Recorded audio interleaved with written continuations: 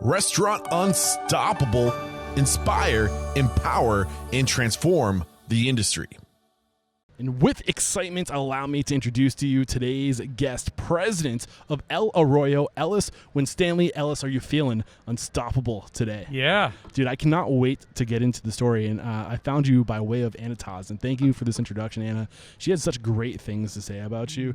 And after doing a little bit of research, like she said, he's doing so much. I was like, it can't be that much. And then I started diving in, and man, you wear a lot of hats. So I cannot wait to dive into your story. But let's get that motivational, inspirational ball rolling with a success quote or mantra. What do you got for us? Let's give it hell. Let's give it hell. Why that? It's just get in there and get it done. Make it happen. Ain't nothing to it but to do it is what I like to say. And I should have mentioned before we really got into this that this is our first recording of the Texas Restaurant Association Marketplace 2021.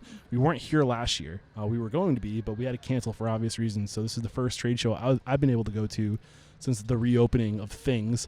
And I just want to say how excited I am to be here. And thank you for the TRA for giving me the stage to connect with awesome Texas restaurateurs. It's going to be a good weekend, man. I'm excited. Are you excited? Yeah, this is fantastic. Yeah, it is pretty awesome great to have you here too. I'm happy to be here. So where does it make sense to start sharing your story? From my research, you go back to 18 years old, wearing a tie, walking down 6th Street trying to find a bar job. Is that where it makes sense to start sharing the story? Yeah, sure. All yeah, right. I mean, so I guess a brief piece where I grew up working, doing construction work and stuff, and so I wanted to keep working and went to bartending school. Thought it did not land me a bartending job right away, stunningly, but it did teach me a few things. And I started walking 6th Street looking for a job. Everyone said, no, get out of it. You don't need an 18-year-old kid in here. And then one guy finally, like probably the 8th or 9th time I went down there, said, you can have a job if you can start tonight. And I was like, I'm ready to go. And he's like, no, go home and get presentable. Like, get that tie off, you know? Yeah, right. And don't do that again around here. I mean, I think there's a lesson right there is that, like, sometimes it's just timing, right place, right time. And the turnover is so high in this industry. Like, if you go to a place that you want to work at and they say, no, not right now, go back in a week because somebody might have not shown up to their shift. No doubt. Right? I love that, man. So what was going through your mind at this time? Were you like, I want this to be my career, I want to be in food and beverage, or were you just looking for a job right now? Man, I just like having experiences. So like I said, I'd grown up working. I'd been working since I was 12 almost, family stuff. And so I just wanted to do something, and it looked like fun. I mean, well, you stuck around, man. So what was it about this industry that really drew you in, or were you working in the restaurant industry? Was that the family business? No. I just got started at this bar, and then it was going out of business. I learned a lot of good lessons there. Yeah, okay. What not to do if you want to stay in business. Yeah, man. Like, what were some of the lessons? I mean, that's where most of our lessons come from. What not to do, right? So, yeah. Reflecting back, we don't need to name names, but like reflecting back, what were those lessons? Well, I mean, there was a lot of the owners, or one of the owners at least, the one that I knew would drink all the time in there, and do other stuff, and would end up sometimes passed out wearing an Easter Bunny costume. Oh man! With the sleeves ripped off, had little dangly pink strings hanging down, and the hat strapped on with the ears and all that. So, yeah, I mean that's. So what were the things you guys would do in this scenario when that would happen? Like, was the business being run the way it was supposed to at that time? Like, what kind of things happened when? No, there was a lot of things happening that shouldn't have been happening. Get into it. I mean, there was. Well, so there was always giving the football players free drinks, which was part of what you were supposed to do, but then that ends up bleeding over into giving other people free drinks. I mean, it's a hard line to set and then hold. Employees see owners drinking and they drink and it's smoke. Monkey see, monkey do, right? Like, whatever you do is the reality of the culture of your business. No doubt. It's not what you say you are. It's what you are. It's how you show up, right? Totally. So I think that's the lesson right there. I'm curious, what was the strategy behind giving the football players free drinks? Is it because they brought the entourage? I guess. I don't know. I mean, I remember some of them were awesome. I always remember Chris Sims. You remember Chris Sims? No, I'm from New Hampshire. So. Okay, so he was a quarterback. It was Phil Sims' son. He played at UT, and I always remember for the guys that wouldn't take care of the bartenders, Chris would always come behind and then more than take care of everybody. That's cool. He was the steward of his team on and off the field. I love it. He was a great guy. I mean, he caught a lot of flack, during the season, right? But he was a fantastic person. I'm sure he still is. But anyway, yeah, no, I don't know what the motivation was. I've never found that discounting. So to me, you start giving stuff away, and you're telling people, look, I charge $5 for this, but it's really worth nothing. Yeah. And you start telling people your product's not worth anything. Yeah. In their eyes, it's not going to be worth anything. I do think there is a time and place to give things away, right? Because essentially what you're doing is you're trading value. So a great example of a time to give something away is when you're getting like an email address or a phone number, so you have a direct line of communication, because you're not giving it away, because that's a huge value for you to have that line of communication. So there's a time and place for it. Or if you mess up and you want to show people that you're sorry, there's a time and place to swallow your mistakes and try to add some type of value to that person's life. Can you think of any others examples? Yeah, I mean, I think there's certain marketing programs that make sense like that. I think just generally discounting, we try to stay away from it just because it's devaluing the product. But yeah, I think as far as marketing stuff, like we did at El Arroyo, we did a launch with Yeti tumblers. We had El Arroyo branded Yeti tumblers. I think we saw those. Yeah, in the video. Yeah, we gave away 200 of those with a free margarita token at the Yeti store when we announced. We played this April Fool's joke where we went in the middle of the night with the Yeti staff and stole the sign and then put it on the on the Yeti flagship store's patio, and then kind of unveiled it the next morning. And we told everybody it was stolen, right? Okay. And so it got reappeared at Yeti, and then we gave away the tumblers to introduce the product, and then with that we gave a free margarita that kind of got people to come who hadn't otherwise been to the store, and yeah, that made a lot of sense, we think. I love that. So I'm curious. So you're 18 at this point. What year is it? It's 1999. 1999. 2 years later. Yeah. From this point of your story, you own your first restaurant. Yeah. Bar. Yeah. So what happened between this point of not having any experience in the industry, getting your first job, to owning your first place? Like, how did you evolve in that 2 years? And especially, and like once we get into actually the opening of your first place, are there people that we need to hover over? Are there the mentors you had, or like where did you get the lesson to be able to, or the lessons you needed, the experience you needed to open your first restaurant? I wish I was smart enough to get mentors at that point. That bar, because of the passing out Easter Bunny activities and other things, ended up going out of business. Surprise! Shocking! Weird, yeah. Went out of business. Wow, who would have thought? I think it was a $19,000 tax bill, if I remember, and that needed to get paid, and so could have bought it for $19,000. So I had, whatever money I made bartending and hadn't spent at the time, which was probably $1,000. Yeah, I was gonna say. I tried to convince my folks to help me get a loan to buy it, and they said no, go to college and finish college. So I started working at a different place on 6th Street, and then I was like, I'd always either wanted to be in the military or own a business, and I didn't even care what kind of business. I just something. Yeah. And so I started going to the recruiter's office, and I wanted to do one of the programs that a lot of the guys go to one of the academies want to do, and I wanted to go to officer candidate school, and it was peacetime, and didn't have a college degree, so they kept telling me no, and then I'd go back like every 2 weeks, and I was like, what about now? And they'd say, okay, well, now you can go to the selection for that program, but you can't go to the officer candidate school. And I was like, all right, I'll see you another 2 weeks, right? And I kept doing, and so finally I got them to I thought I had them where I wanted them, right? When I probably didn't, but I felt like I did. And so anyway, I went home and told my folks I was dropping out of college to go to the military, and they said, we'll help you get a loan to buy a business. And so I bought a 24-hour diner. Okay. It was all debt, 100% debt. I was losing about $5,000 a month. It was a hot mess. So this is the debt.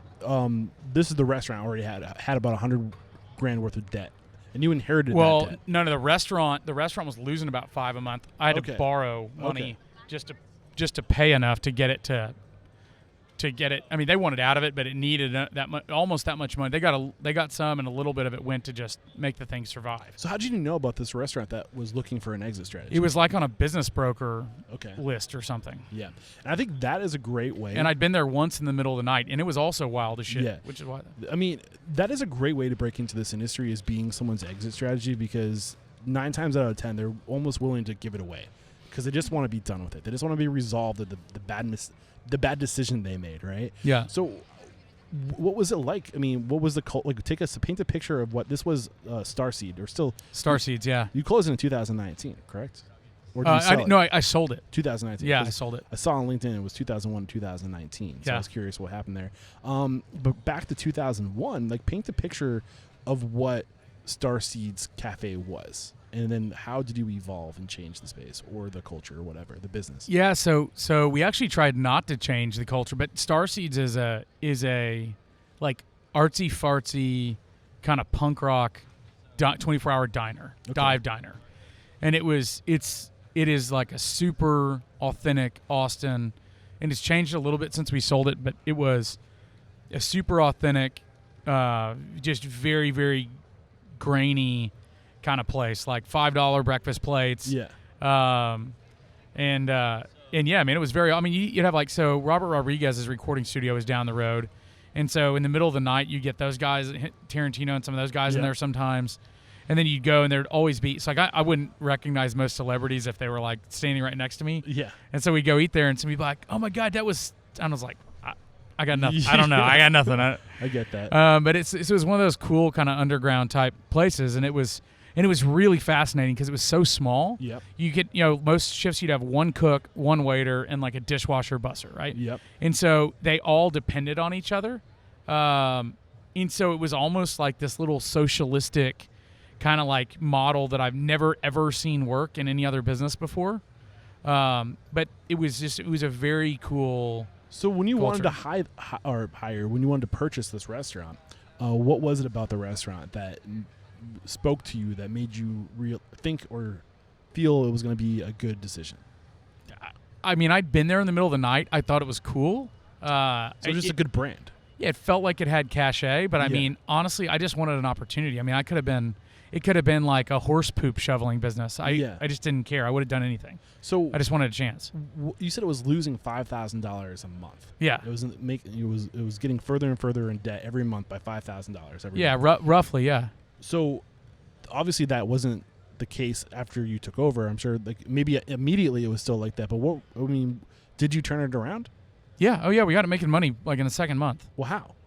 So I mean, there was some physical cleanup, which thanks to growing up doing construction, I was pretty capable of doing most of it myself with my brother and stuff and with my dad. And we ended up cleaning that up, and there was some stealing. There was some like menu adjustments. Like I don't think the prices have been adjusted in 5 years or something. We had these like giant breakfast tacos, which we were known for, they were awesome, but they were like, I want to say they were like $1.75 or something, and it was like 4 eggs. Yeah, exactly. It was like $2.25 worth of product, right? Yeah. And so it was just some basic adjustments, but it was like trying to let the culture remain, and it was a very employee guided culture, and to let that stay intact was super important.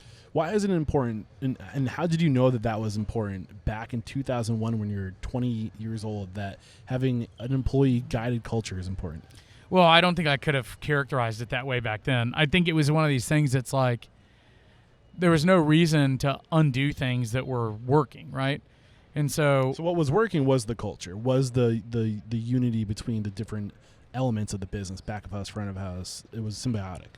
Yeah, I mean, and it was just a cool place. Like if you tried to start jacking with that, you would have. So like the music was a lot of times like heavy rock, and there was like just in the middle of the night, it was like essentially just put everybody from the bar and drive them over there, and then put them in there for eggs. Yeah, right. It was like a wild, what you'd expect from that. Yeah, right? So it had a good vibe, it had a good culture, it had a good brand. It just didn't have good operations. Right. Exactly. It was the nuts and bolts were loose. Yeah. And you identified cleaning it up, picking it up, just kind of facelifting, like cosmetics was the first thing you did. The second thing you did was you did menu engineering. Yep. Was it like, I mean, at this point, 20 years old, did you know what you were doing with menu engineering, or were you just like, we need to make these more expensive? Were you doing recipe costing cards and all that, or were you just saying this needs to be more? Somewhat, but I mean, yeah, somewhat. We had a family friend in Dallas that gave us some advice that was in the restaurant business at that point. What was that advice? His advice was money in restaurants is made with the dimes and nickels. And to some degree, I agree with that still. That's a good protection mechanism for yourself. Mm-hmm. I don't know that I would agree that's the way it's made, but I mean, you have to guard against those things, or you'll it's more like that's how you lose your money, not how you make it. And so I think a lot of people my view now is that a lot of people mix up not losing money with making money, and they're not the same thing, right? So a lot of people are trying to make more money by not spending anything, when in reality you make more money by investing in a smart way in your business. Yeah. I mean, I hear what you're saying, and it is a nickels and pennies industry. I mean, we're trying to change that. We're trying to increase those margins, but you got to focus. You're right. It's two separate verticals. It's money in and money out. And people in the past, I think, have been guilty of not paying attention to the money out. And yeah, you can absolutely get in trouble if you're not paying attention to it. But at the same time, money in is a different vertical. It's a different strategy. It's a different game. Is that what you're saying? Yeah, exactly. I mean, I think a lot of times in restaurants, you'll see people not spend money on things that will help them dramatically, because the idea of spending money is equated to losing money. Mm-hmm. And that doesn't make sense. You've got to invest in smart things. Like you've got to have, like, for instance, driving, like you can increase your night sales by like 10 to 15% by just having great exterior lighting on your building. Yeah. Right? That's like, I don't know, what does that cost? Maybe $1,000, right? I mean, it's like, you look at your electric bill over time and the lights and the actual initial investment, but yeah, I hear what you're saying. Yeah, it's like a trivial investment relative to the revenue change. Yeah. And so, I mean, that's like a physical example. Other examples, like obviously we believe in software and stuff is the same way. I think a lot of people, I think a lot of people struggle with how they spend their money based on what, how they're trying to drive their profits. But I don't know. I do think it's good advice I guess the other side of that too is a lot of people think that making money is spending less money, when I think making money is executing a good plan. So if you've got, for instance, a manager who's only focused on lowering labor, they're probably costing you more money than they're saving you in the labor they're dropping in the form of lost sales, right? It's not about dropping labor. It's about putting a labor plan together that hits the sales that you're targeting. Like, decide what your labor cost needs to be for your building based on, like, run a great shift, right? That you go crush it on, measure what your labor was, and that's your optimal labor percentage. Now plan to spend that on every shift so you can hit those sales numbers, and then start tinkering with how do you drive your sales up, and then what labor do you need to get there. And so it's not about but the manager who shows up and doesn't do a good labor plan, and then his labor is running high, so he's like, just cut, and then he starts losing sales, or service suffers, or plating suffers, or whatever, and then you end up with losing more sales, and now he's fighting from behind. And it's like this. There's a lot of like just a little bit of putting a plan together and then executing against that plan is a lot more effective than operating out of the fear of saving money. Yes, what I was thinking during that entire time that was coming to my mind is the idea of being reactionary versus being intentional. And what you described when you're just lowering your labor expenses, you're being reactionary. You're like, oh crap, our margins aren't good. We need to spend less. And then if you're not spending the money on the resources you need, the people, right, the good people you need to do the job, then you're not going to do a good job, and then your margins are going to get even worse because nobody's going to come back. Yep. Is that did I totally 100%? Yeah, I love that. So when it comes to putting a plan together, I think you mentioned it, but like, what's the keystone, like the thing we need when it comes to putting a labor plan together? I think you said it was starting. Well, so we start with sales and labor projections, right? And so we need to have a good sales target, and then we target labor by day, and then that weights out to like a labor by percentage for the week. And then we take that, and then that influences when we write our schedule. It tells us, is our schedule on that labor plan or off that labor plan? And so by the time the schedule's published, we know that it matches the plan that we hit based on our, and all that takes like 10 minutes, right? What dictates the labor expense or the labor plan? Is it just a budget? Yeah, so I mean, I think people can start with a budget. I think the best way to do it is to go get involved and run a service where you just crush it, right? Everything's on point, everything's perfect, and then what was your labor?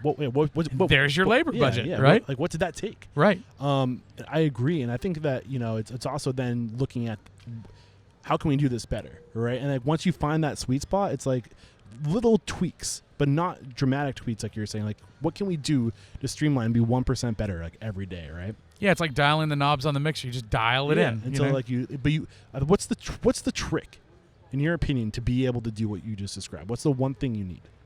Well, I think you need financial awareness. Yep. And I think you got to stop and get a handle on what your sales are trending so you can make a good plan for your sales. Because everything starts with your plan for your sales. and then that flows through. You calculate your percentages against that. That tells you how much you can spend each day on labor.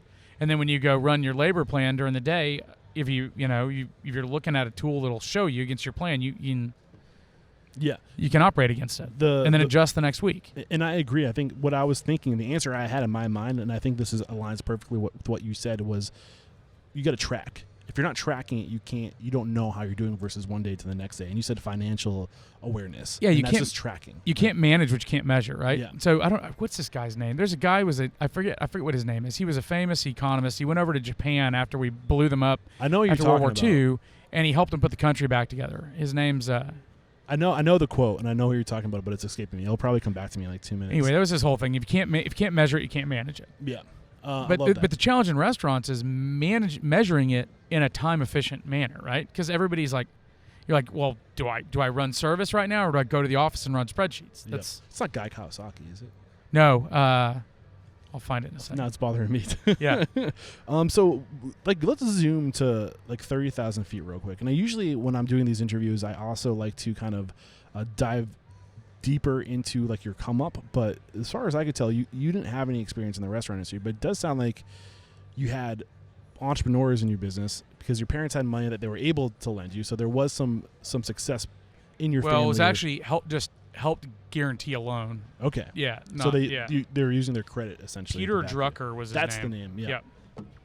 So I feel like I need to really jump up to 30,000 feet and kind of paint the picture, because you got a lot of things on your record here as far as what you've done. Sure. So in 2001, that was your first restaurant. That was Star Seeds Cafe. We kind of unpackaged that a little bit. A year later, you bought your second restaurant, Cain and Abel's. Yeah. And then after that, 2004, you got into a construction company, but you come from a history of construction. So that makes So the second restaurant was a bar. Yeah. Okay. Sorry. Go ahead. Yeah. And then I also have. So that was 2002, 2004, you do the construction. 2006, you do a productions company. 2009, you do another Abel's on the Lake. 2010, you got Austin's Pets Alive. 2011, Turnaround Advisors. 2011 again, Tea Time USA Tucson. 2012 is when you got into Arroyo, which is what you're known for today. And then from there, Hills Cafe, Chickadee, Abel's North, Gara Construction, am I saying that correctly? Gara, yeah. Gara Construction, and then To Go Margs was the most recent thing that you're probably known for. Yeah. So the reason why I'm rushing through all this is because we have a lot to unpackage, and we got about an hour to an hour and a half left. So moving forward, where do you think the areas of growth really were for you? Where does it make sense out of this journey that I just dumped on our listeners? Where does it make sense to really fast forward to and slow down and really unpackage? Yeah, so I guess the second restaurant, the Cain and Abel's, was I bought that the summer between my junior and senior year at UT, and I basically. Wait, so you were still in college when this was all going on? Yeah. I thought you dropped out of college to open a restaurant. No, I was going to drop out of college to go to the military. Okay. And then the deal was that they would help me get the loan if I would not drop out of college. So you're running a business and going to school part-time, full-time? Full-time. Well, I mean, full-time-ish. I think this is something only a 21 or 22-year-old would have the endurance to do, right? Yeah. So I didn't even know that part of it. So what was it like? How were you managing these two parts of your life? Well, I was going to class maybe less than I should have gone. I changed when we bought the first restaurant, I changed my name to my major to Spanish. Okay. Right, because I figured that would do me better than business. Okay. And so so anyway, yeah, was it because it was an easier? Oh, I mean, honestly, in the restaurant industry, it's probably not the worst thing to learn. No, I speak it every day. Yeah. Yeah, no, I speak it every day. That makes sense. It was probably the most valuable thing I ever did. I couldn't tell if you were being sarcastic or not, but realistically, yeah, no, really, I know, I really do. I use it every day. Seriously, it's been fantastic. So I was undeclared, and I wanted to do business, and I was like, no, I'm going to do Spanish instead. Okay. So I switched to that, but I managed my class schedule. It took me a little longer to graduate. I had wanted to do physics. I loved physics in high school, so I wanted to take that in college, and I decided just to place out of that again. Okay. I had failed my placement test on purpose because that was going to be cool, so I tried to I was just going to go place out of this. I don't have time for this. I love it. So I went and did, I don't know. So Cain and Abel's, though, that was a business broker walked in Starseeds and told me about it, and I was like, oh, this is going to be awesome. So I bought it, and I remember that place was, it was way out of control. It was losing about $10,000 a month. Cane Naples. Cane Naples was, yeah. You kind of developed a little bit of a niche for yourself to like find businesses that have good vibes, good people, but just need some operational support. Yeah, like legacy brands that needed to be cleaned up and turned around. Yeah. So I've done that. That's where a lot of those businesses you listed were all turnarounds. Okay. So like the first 10, 11 years, all I did was sort stuff out. So we came in and we bought. So the construction thing started. I didn't know what business interruption insurance was, which I think everybody should have. Okay. But I didn't know what it was. And Cane and Abel's, the bathroom ventilation fan, like the fart fan, caught on fire and burned the building down.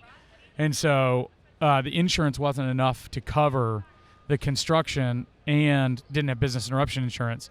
So I pieced it back together, got it back open like in a crippled state, and then started this construction company so that I could employ a couple people and that suppliers would sell me materials at cost, and essentially general contracted a third of it to subcontractors, hired a few guys that I kind of project managed, and then I physically rebuilt a bunch of it myself. So this is where your family history of having construction probably really came in, right? Yeah, it was. Growing up, I was like, this isn't a ton of fun, but when you need it, you got it. But it's as a restaurateur, being able to fix your own shit is a great skill, and especially if you're going in and you're looking for like, if you're basically a full-time exit strategy, right? Like you're going around, you're finding legacy brands that are done, and you're going in and you're on your own dollar and flipping it. Essentially, you're a restaurant flipper. Mm-hmm. What do we need to know? You started talking about the business interruption service, or yeah, business interruption insurance. Yeah, insurance. That's what I meant to say. Did I cut you short on that? Did you want to unpackage that a little bit more, the importance of that? Yeah, it's just, if people don't know what it is, they should talk to their insurance agent about it. It's essentially if you have a catastrophic event and your business has to close because of it, the business interruption insurance will pay the difference of what you would have made versus what you did make. So you can keep your employees. Yeah, and pay your rent and keep your business. Exactly. Yeah, it'll pay everything. Yeah. So episode 641 is a recording I did with an insurance broker, and we cover all the insurances that most restaurants don't think they need that they really do. So check out Was that one of them? Yeah, it was definitely one of them. 641 is the episode. We'll link to it in the show notes. Keep going. Yeah, as somebody who had their restaurant burned down and didn't have it, and I've paid for it ever since. And I did have another fire at one point, and I helped turn around as an advisor another group that had a fire and used it. Nice. And it happens, and you do need it. Yeah. It's important. Yeah, so got it turned around. It was way out of control. I remember the bar manager was like, at one point, passed out on the floor behind the bar, face down. Which, it's pretty disgusting to pass out on a bar face down. But anyway, I essentially got a mentor then. He was a bar owner in Austin, and he's got tremendous amount of success. And I called him and said, "Hey, I need some help. Like this is out of control, and these guys are." I'm having trouble getting it under control. So what was different about this flip versus the other flip? In the first flip, you said that you just were able to kind of clean things up a little bit and put some systems in place and start tracking the financials. It was like the big thing. Yeah, the second one didn't have the kind of the employees weren't as there were some employees who were really cared and there was we ended up the way I got it under control is I got like I ended up firing half the staff one night for stealing. Yeah. Right, I put a hat on real low in the crowd. I was only 21. They couldn't tell me from anyone else, and I just watched people put money in their pocket. And I called them up to the servers. Yeah, and I just called them up to the office, and I'm like so worried about being super respectful to them, even though they're just stealing their ass off. And anyway, I called this like 6'6" guy that I knew named Tiny, and Tiny came and sat in the dining room, and I said, "Hey, Tiny," I woke him up, and he's like, "Ellis, what's up?" And I was like, I need you to just come up here. He's like, I need you to be a witness. He's like, it's a Tuesday. And I was like, I know, but I don't want anybody like thrashing the place while I do this. Can you come up here? Yeah. So he comes up there, he sits there, and people were like, hey, we're closed. And he's like, I'm with Ellis. And they're like, what the? I was like, it's fine. He's not going to break anybody, but he is going to make sure you don't. Anyway, so he sits down, call him up one at a time. And there was only 12 employees at the time. So I called up 5. There's 10 of them working that night. It was the busiest night of the week. I called up 5 of them one at a time and said, hey, look, I caught you stealing. You're fired. Please leave. Yeah. Next one. Called the other 5 up and said, hey, look, these people got fired for stealing. I caught all 5 of them doing it red-handed. If anybody's got a problem with that, you can go to. 2 more people get up and leave. So at that point, we're down to 5 employees from 12, but we made money from that point forward. Yeah. So the advice my buddy gave me was like, just eliminate anybody who's just not Remove going the to cancer. If they're not going to do the right thing, then Yeah. get them out of there. And you have to have some non-negotiables. You have to make those non-negotiables up. Like from day one, you got to put them up front. Like this is who we are when you hire. These are zero tolerance. If we catch you stealing, like you're gone. If we catch you sexually harassing somebody, you're gone. Like, anything like that. No doubt. You got to make those things known, and you really can't budge because people like. I think that's one of those things that you're not going to change about somebody. Well, yeah, you're not going to change them, and you're only going to hurt your own culture by telling, and not just by the bad apple spoiling the bunch, but you're essentially subjecting. If those people are willing to do that, who knows what else they're doing that you're not seeing? And if you're willing to subject the people who are showing up and doing a great job and being a good teammate to having to work with somebody like that, you're not doing anybody. You're doing a real disservice to the rest of your staff. Absolutely. And that's, I think, people can lose sight of, or I think it's important to maintain sight on that your obligation as the leader is to create an environment where your team can be successful. Yeah. So just like the first restaurant, you did the facelift, you did some systems for tracking and managing better. You got rid of the cancer. You removed the people that weren't the right fit for the culture that you wanted. What else did you do? Yeah, and start cleaning up the facilities. I mean, it's interesting because with almost every turnaround, I probably turned around a dozen or so businesses, and between the construction, restaurant, printing and promotional apparel, all of it, it's always the same. There's a few fundamental things that you're just like, that doesn't really make sense. Maybe they're still doing them because they just don't understand. Maybe they're still doing them because it's hard to let go of. But it's not even about what you start doing. Most of the time, it's about what you stop doing, right? And so with most turnarounds I've ever done, we've seen a revenue reduction in the short run, but we become profitable immediately, and then we rebuild off of that. Okay, so not what you start doing, what you stop doing. What rephrase that last thing of the things that you stop doing that's important. Yeah, so it could be anything from, really expensive marketing programs that are driving unprofitable business. It could be that the managers are buried in administrative work that's generating no value, and they're not, and they feel overwhelmed and disjointed from. It could be that, you're requiring employees to do something that takes their focus away from service. I mean, there's umpteen number of things, right? The, and so the trend is stop doing inefficient things. Yeah, stop doing the things that aren't working immediately. Yeah, exactly. And start putting your energy into things that are working. I love that. When you're looking for these, you said there's 12 locations. When you're looking for these locations, do they come to you? Do you look for them? What exactly are you looking for? Of the turnarounds I've done? Yeah, like when do you know that there's a good opportunity and what do you have to look for? It just, a lot of them have come to me. So like the after you start doing after I've done a couple, so like for instance, with the printing and promotional company, I went to pick my T-shirts up one day, and the guy's like, "Man, buy this from us. It's doing great." And I was like, "Maybe." He's like, "Just give me like $300,000." And I was like, "Well, maybe give me a little more information than that." And it turned out it was in Chapter 11 bankruptcy. And the guy was like super smooth, super easy to like want to get along with, want to be friendly with. I never had been to, I'd never been to a bankruptcy court before, and you always. It's probably a good thing. Yeah. Well, it's when you're helping people come out of it, they're kind of fun. But if you're in them, they're probably not fun. Yeah, exactly. But the judge was pissed. I mean, he was like leaning over the bench, like yelling at this guy because he just kept one excuse after the next. So anyway, we showed up and said, "Hey, listen, just give us like a month to sort." We didn't say, "Hey, Your Honor, just listen." Clearly, but we essentially that was the messaging. Give us a month to fix this. Got all the vendors sorted out on payout plans.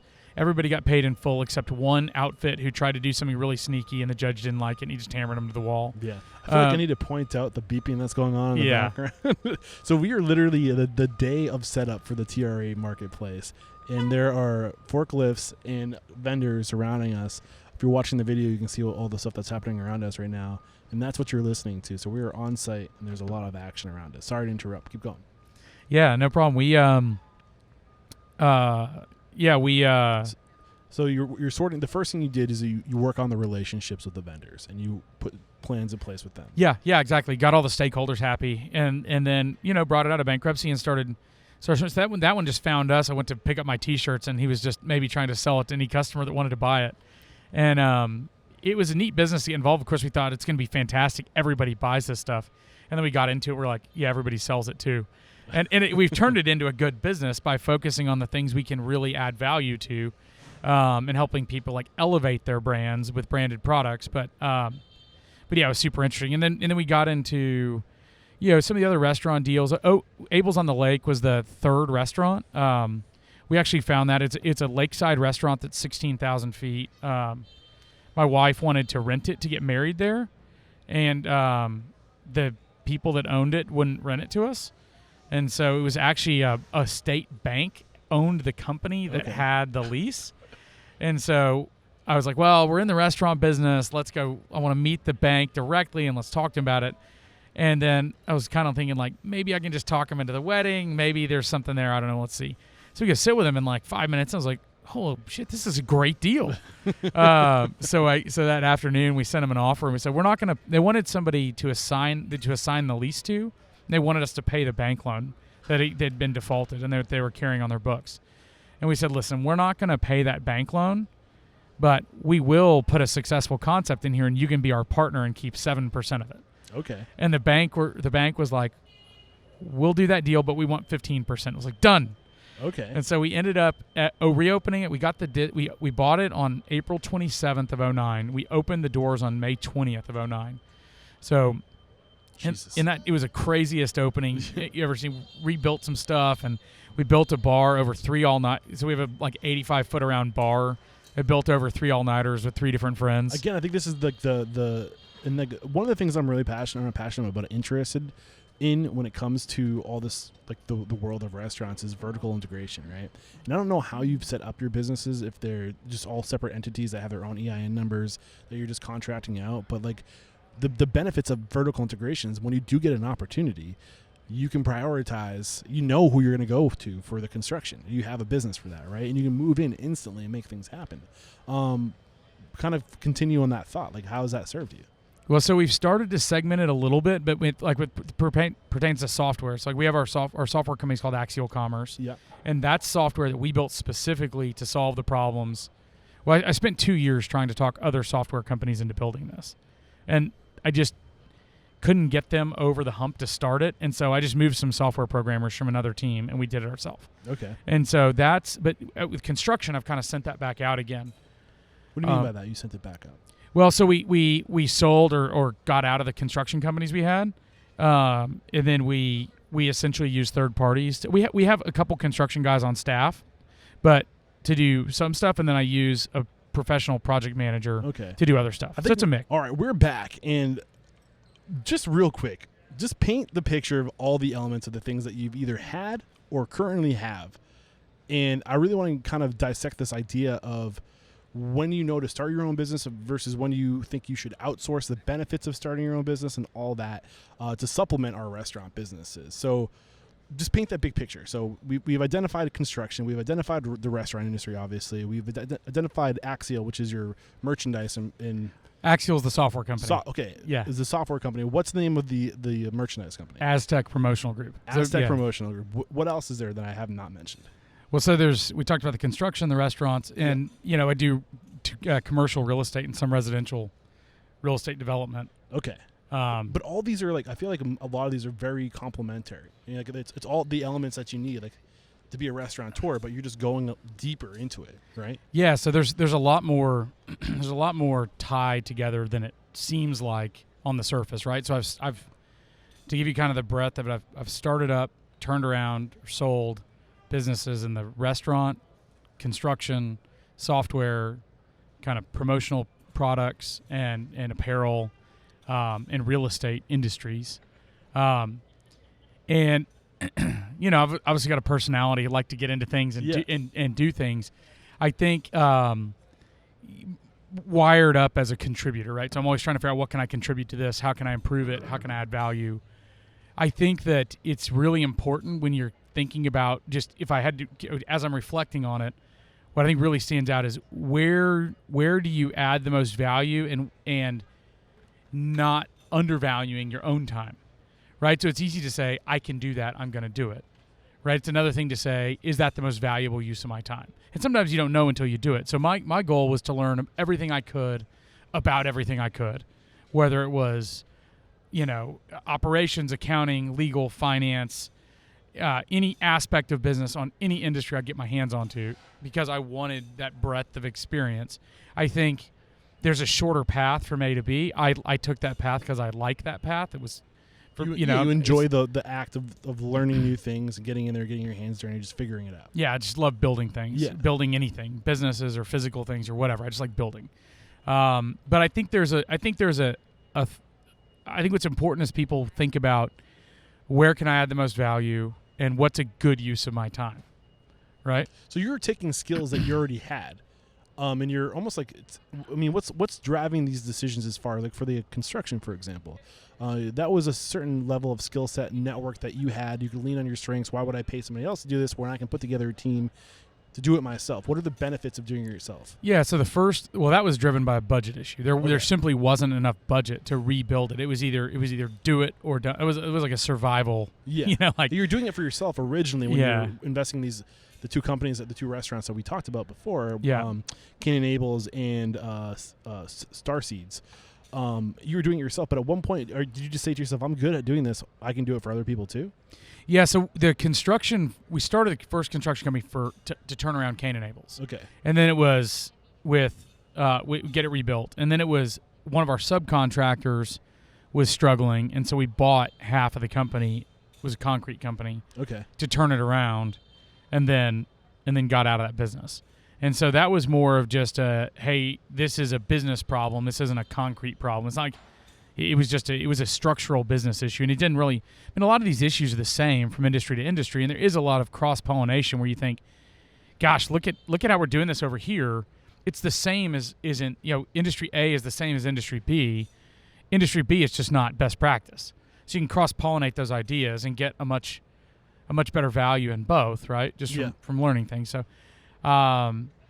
But that was the construction thing. It was really just had an opportunity to do some turnarounds. Okay. Were there other restaurants that you would use that business to go, like, help? Like, would other restaurants or other people like contract you out? Was that part of it too? Yeah, sure. Turning around restaurants always has a heavy construction component. Yeah. So it was doing it for our own account really. So as we did other restaurant turnarounds, there was always construction components, and we were heavily involved in self-performing a lot of the work and managing a lot of the work ourselves. And so that was really what that was. So one of the things I've noticed about you, and I think is unique to your story so far, is that you came into this industry, you were working in the industry for about a year, and then you immediately went to work for yourself working on your businesses. And that's unusual. Most people are working in their business for 5, 10 years, maybe even longer, before they figure out that they need to remove themselves from it and work and make their job working on their business. And maybe I just miss it, but it sounds like from day one, even when we were talking about the Cain and Abel's, you were working enough on your business that people didn't know who you were when you were sitting in your own restaurant. At the age of 21. They would have known who I was. It was just real busy in there, but I did because I was there all the time. But I was always working on it. So I took the approach like, oh, look, I'll work in it. I mean, I've slung a lot of drinks and a lot of plates. So you just put a cap on, maybe some glasses. In your, I just stood in a heavy crowd and just watched it happen. But I mean, it is very important to recognize. I think people can recognize. I think it's important to think about it in the sense of like what's happening when you're not there is the status quo. What you being there and you applying pressure to it or like pushing on the throttle is you can create an outcome, but that isn't the status quo, and you're not going to change the status quo doing that a lot. I mean, if you are truly going to be the owner, operator, owner, chef, then that's one thing. That's how you want to do it. With that, if that's what your passion is, if your passion is the thing, doing the work, and you want to do that, then that's absolutely great. Yeah, that's great. You're in the right role. But if you're trying to get out of that role, if you're trying to run it as a business that's independent of you and it has its own, it's hard to sell. You can't sell a business that hinges on your skill set. Right. It's not an independent. It doesn't live on its own. Yeah. It's dependent on you. Exactly. And a business that's dependent on anybody isn't really a business. It's a job for the person it's dependent on. Yeah. And so, it's important to accept that if you don't want it to be dependent on you, if you want it to be a business that lives and breathes on its own, you kind of have to accept the status quo for what it is and then go to work changing the status quo. Yeah. But did you know this at 21 years old? Because, I mean, it was only 2 years later that you started your construction company. And I don't know how you're running a construction company and a restaurant at the same time. So you must have known the significance of systems and culture and having these things in place. Or either that or you had really great operating partners that were in there? Well, I had a lot of. They weren't partners. We had a lot of good employees who were really contributors and good people. I mean, and we kind of looked for people who intrinsically had those personality traits, not people who had that on their resume before, because it really doesn't matter. You said those personality traits, but you didn't say what those personality traits were. Well, I mean, to me, I'm looking for somebody who's a contributor first. Like, they're there to make an impact, right? And they're going to treat other people the way they want to be treated, right? Yeah.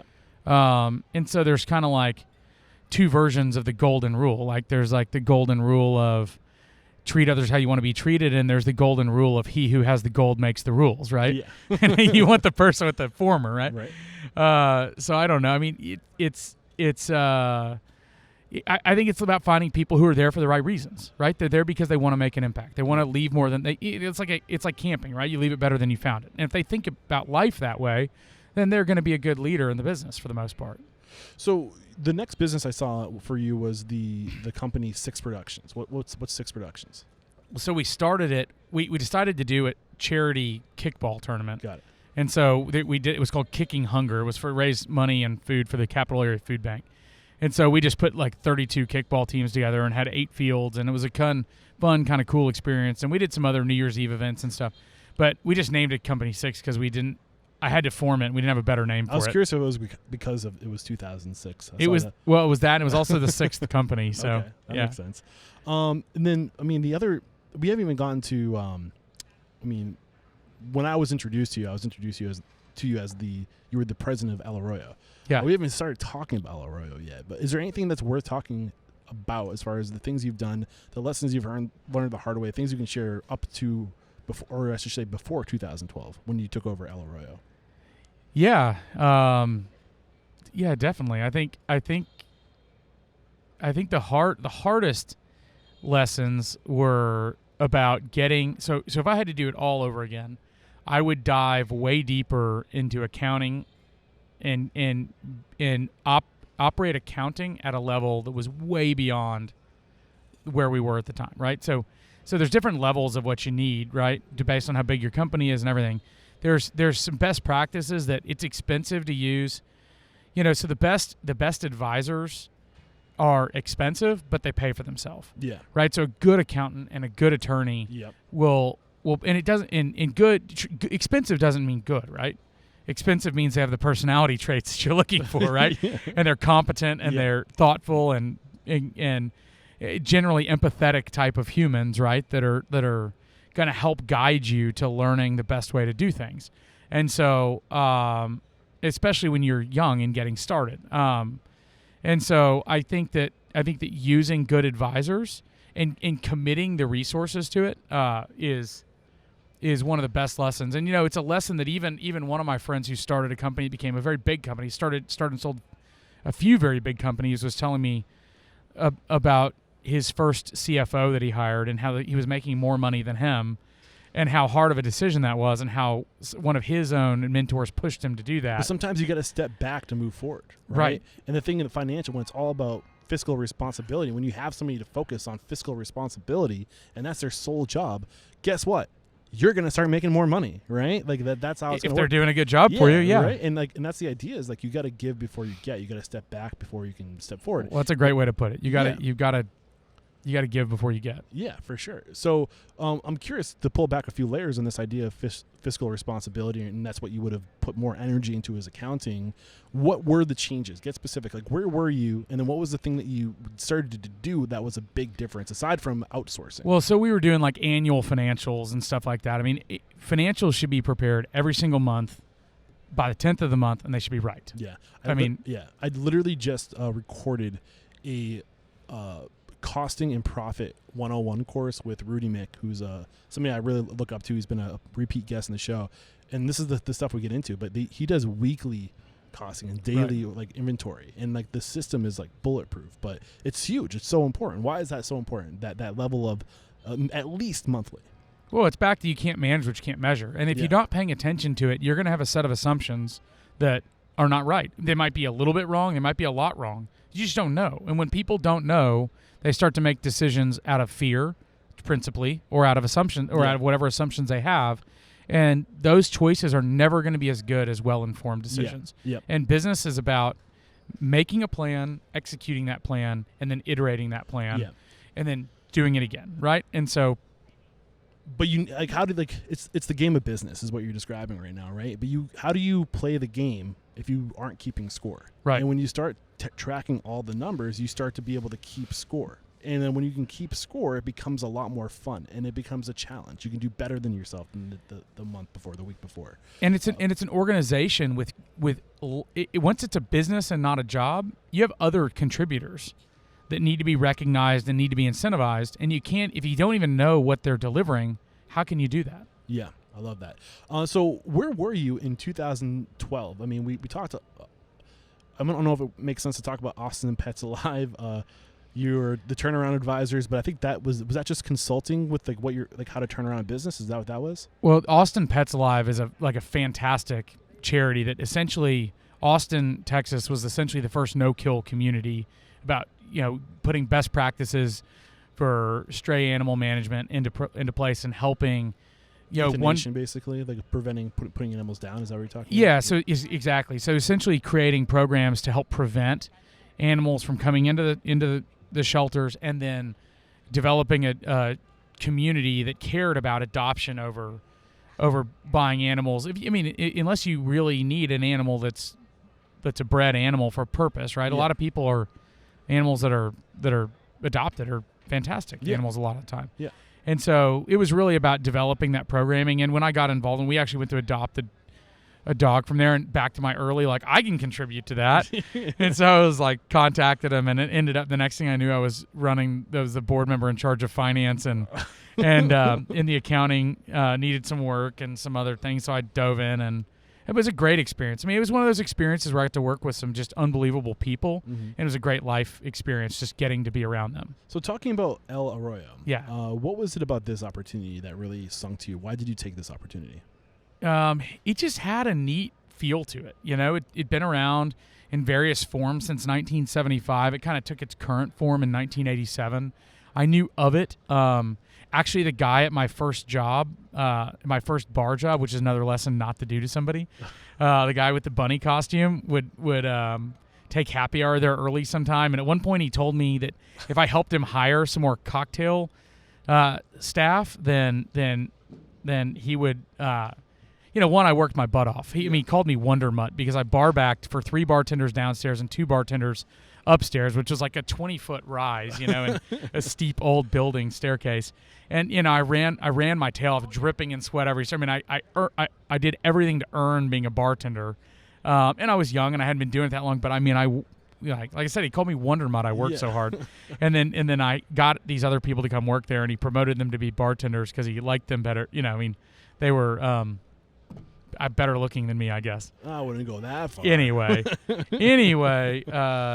they were fantastic people, and they were hard workers too. They're really nice people, friends of mine. But so how does this tie to El Arroyo?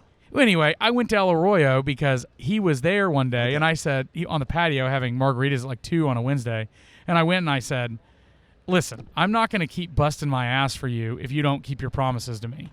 And so I said, either you keep your promise or I'm done. Okay. I'm going to go find another job. And so that's the first time I went to El Arroyo. But it was busy on a Wednesday at 2 o'clock. I thought, shit, this is cool. And so anyway, I knew about it a little bit. So did you actually work there? No. I just went to find him. He was drinking there. Got it. And anyway, he made good on it once I threatened him. People shouldn't have to put you in that position to. So it sounds like El Arroyo was doing great back in whatever it was, 1991, 1992. When was it? 2001? Yeah, 2001. Yeah, so it hit kind of its heyday in 2005. Okay. And then it started to taper off. There was El Arroyos everywhere at one point. I mean, there was one in San Marcos and Round Rock and all over Texas, Dallas, Pflugerville, Georgetown, Bee Caves. There was one in New Orleans for like a month. I still don't know the whole story about that. Never heard the whole story. Wasn't there very long.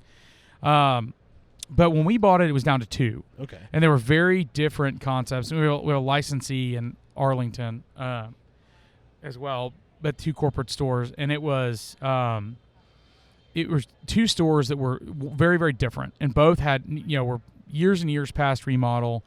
And the guy had owned them, big personality.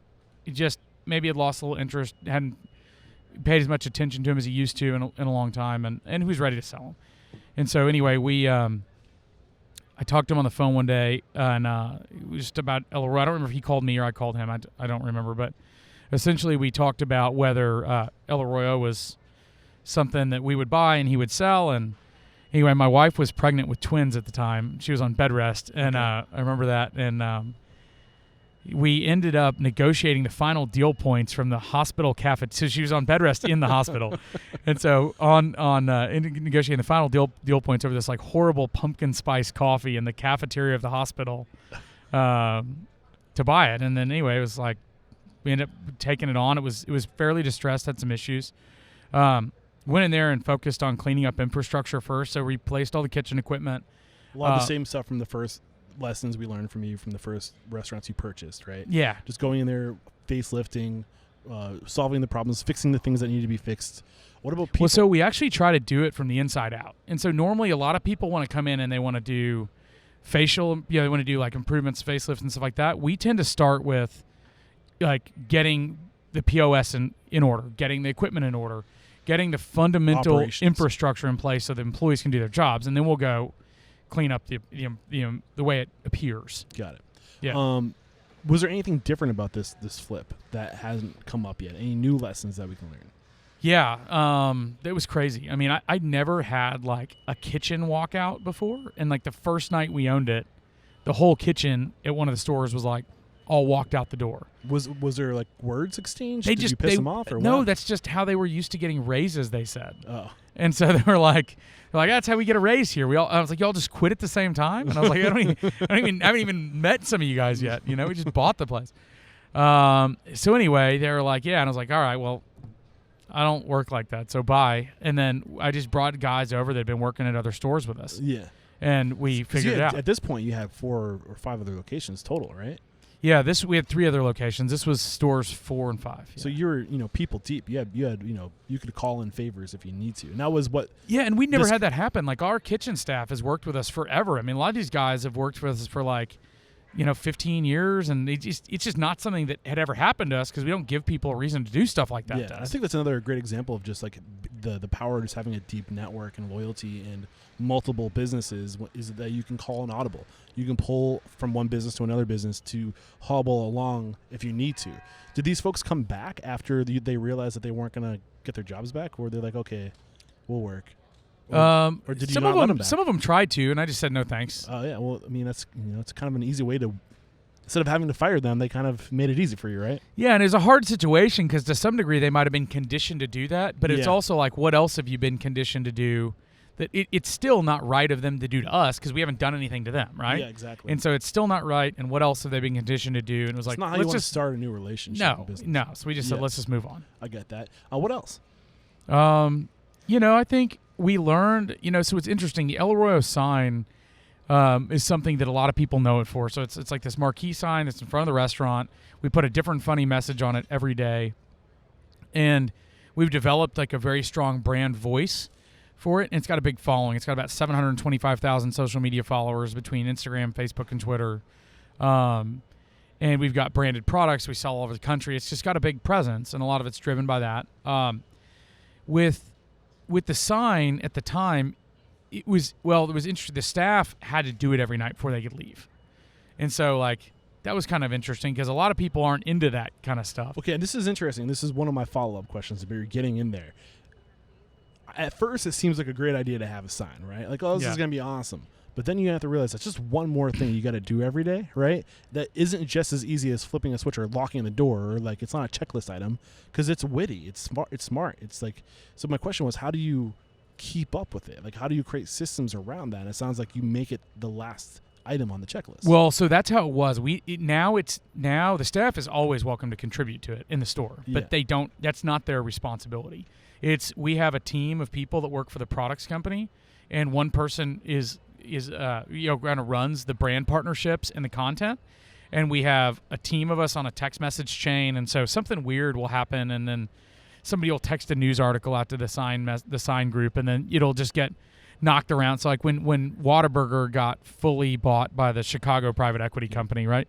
Somebody posted that article to the group, and then for like an hour it was just nonstop Whataburger Chicago jokes, until like what finally came out was, "Dear Chicago, if you hurt her, we'll kill you." And it was like from the Big Brother approach, like, we love Whataburger. It's a Texas thing. If you hurt it, we'll kill you. Yeah.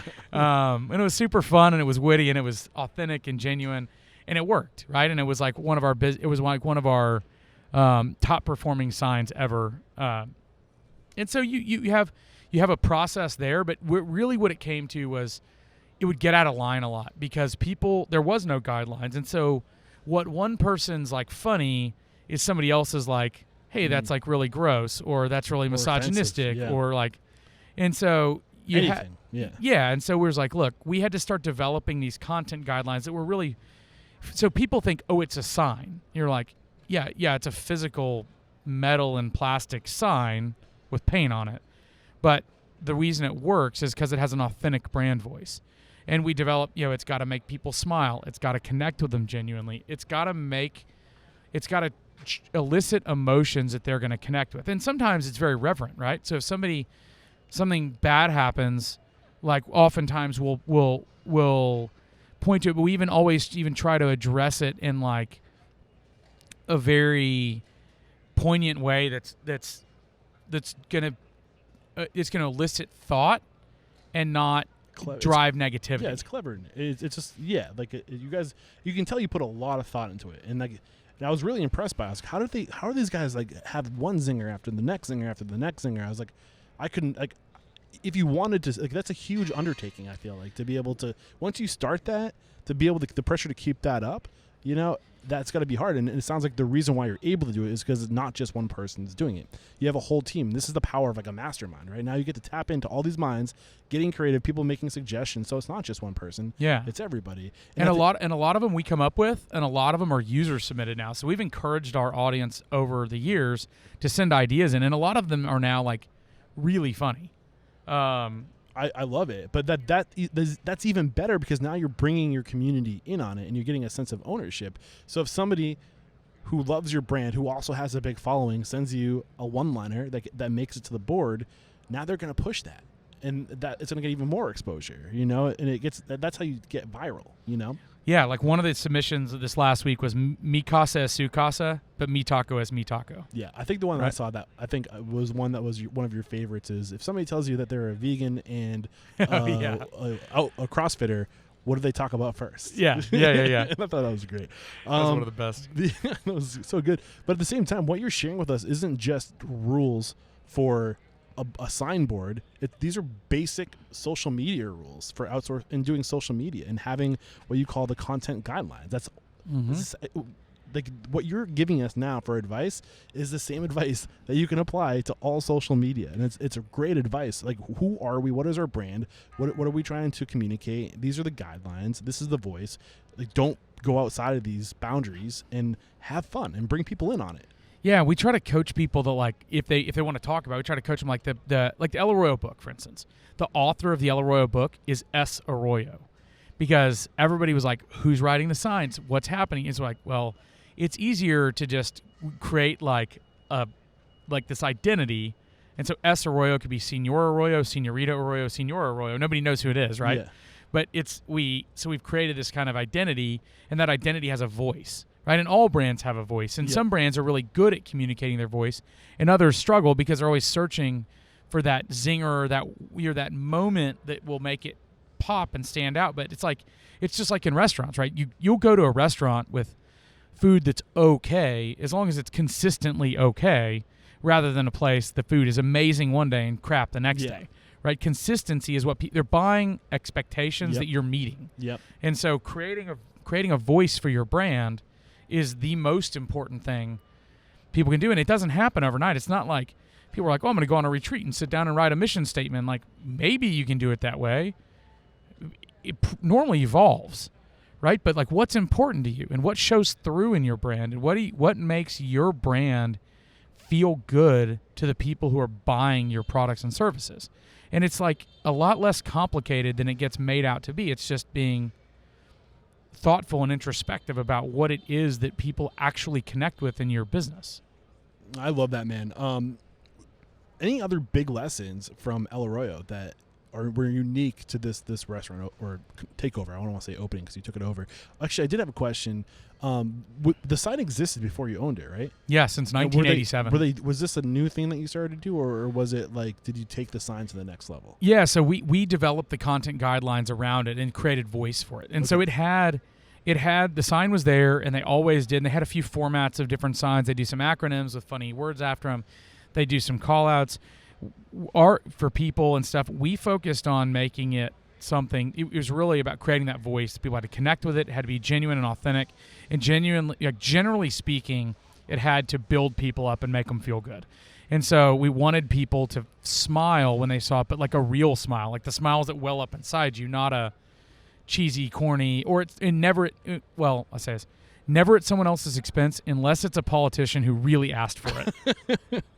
Like, for instance, our mayor in Austin, we're an equal opportunity, right? Yeah. So our mayor in Austin, like, went to Cabo, like, had like a 200-person wedding and then flew to Cabo and did some deal where he told everybody to stay home and be safe in small gatherings. Yeah. And then, like, I think when all the freezes were happening in Texas, Cruz went to Mexico, and so we did like for Cruz we did like cold ? Just cruise to Mexico, spelled CRUZ, or cruise down to Mexico, and then for the mayor Adler it was like but it's so smart. Sorry, I'm cutting you short. Yeah, it's okay. Do you remember it? Do you want to get it out? Yeah, it was something like private. It was like politicians be like, stay home unless you have a private plane. But these politically charged opportunities, I'm gonna call it, that's what they are. They're opportunities to catch a wave that people that's buzzworthy right now or trending now. And I don't know whether it's a hashtag, like, you can use all these opportunities to like hit your bandwagon to these things that are happening online, and you just pay attention to that. And I'm sure that served you guys so well, like, and it's politics. I mean, they're big punching bags. They're a fair game. Well, it's like a conversation too. Like, if you're having a conversation with somebody, you talk about current events, right? Yeah. So the sign's the same way. Like, we have a schedule of a couple weeks of signs that go out, but then something will happen, and like during the ice storms, it was all ice storm stuff. Yeah. The whole time, right? Yeah. And so like one of them was like, and they're generally margarita or queso themes. They tie to the Tex-Mex. Okay. So it was like the best way to thaw out snow is with like, what was it? Tequila, lime, and a little salt, right? So at this time in your path, 2012, had you shed any restaurants, or do you still own all the restaurants? Owned all of them. How many restaurants up to this point? Was it 4? Is this the 4th? That was 4 and 5. 4 and 5? Yeah. Okay, so El Arroyo, because there were 2 locations. Yes. Got it. And the other thing that I pulled just from talking to you during our break is what you do really well at El Arroyo is the merchandise and all that. Where was their merchandise when you guys came on? Did they have merchandise? No. They didn't have any merchandise. No. And the thing that blew me away that you mentioned when we were on our break is that El Arroyo does twice as much revenue with its merchandise than it does with the actual food and beverage. Now it does. I mean, the restaurant's growing really fast too, and they're about to launch a packaged foods line also, but the products company is growing really fast. Okay, so what is it that you guys take us through? Because and this is how one of your other businesses started, is you guys got really good at merchandise, and then you started a whole business around teaching other people how to do it. So take us through that journey of getting good at merchandise. Yeah, so I think, so there's a lot of pressure in kind of the swag and merchandise space to hit budgets with it. And so that's really what we came into with the business. And so when we bought it, we focused on turn times, efficiency, low error rate, throughput in the sales department, and stuff that was like nuts and bolts grinding every day. Yeah. Over time, what we realized is most people are using promotional products completely wrong, right? So if you're worried about cost and budget for promotional products, it's honestly the last thing. It's not unimportant, but it is the last hurdle to clear. So really, people think about, like, I think a lot of people think they're going to do a merch program, and they get in and they launch. They say, everybody's going to buy this stuff. Let's get an online store and let's throw merch on it. And then it's like, wah, wah. They just end up with a bunch of merchandise that nobody buys. Yeah. And you're like, well, I don't know. It worked at the AC/DC concert. And you're like, yeah, dude, like, everybody wants to be associated with AC/DC. Yeah. And you have a core, there's enough like brand champions for AC/DC to Yeah. buy that merch, right? And by the way, they just got through putting on a show where people connected with them. You bought it. You as a brand have to create merch that people are going to connect with, and it's going to be native in their minds to your brand. And so I think people miss on is developing a program. Merch is part of your ad spend. Merch is not a revenue center. It can become a revenue center once you become successful with it, and once your brand becomes strong enough that outsiders want to come into your brand because of what they see. To just hit that out of the is like walking onto Wrigley Field in the World Series and just smashing a home run or a grand slam your first time at bat from like playing Little League baseball. Like it just doesn't. It's almost impossible to happen that way. So the way I look at merchandise and the people that buy merchandise, and when merchandise works well, I've noticed that the brand is usually a lifestyle type of brand that people want to be associated with because of what that brand says about them.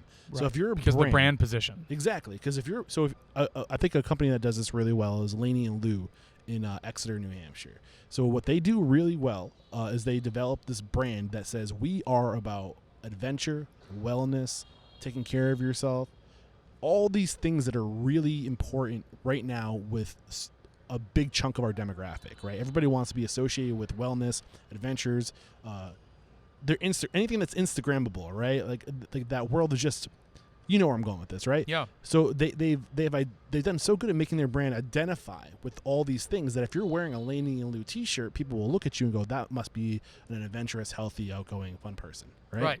And I think that's what the trick is how do you associate your brand with something that people want to identify with, so they can. It's all it's psychographics.